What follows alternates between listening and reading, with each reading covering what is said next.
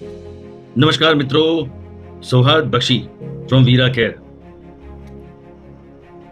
2025 કેવું રહ્યું તમારું મને ખ્યાલ નથી. મારું કેવું રહ્યું જણાવો તમને. બહુ મોટું થઈ જશે. સારું રહ્યું ઓવરઓલ.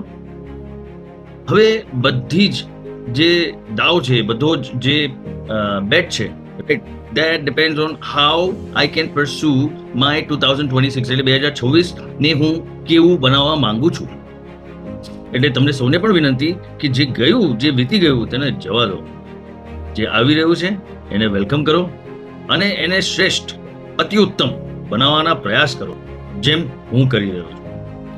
અને હા, એક સરસ મજાની વસ્તુ જે મને જેન ઝી એ શીખવાડી છે કે આ દરમિયાન ડિટેચમેન્ટ નો ઉપયોગ બહુ સરસ રીતે કરજો.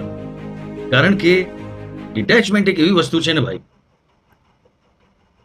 It is very much important. લાગણી રાખો, પણ એટલી જ રાખો જ્યાં સુધી તમને જરૂર પડે.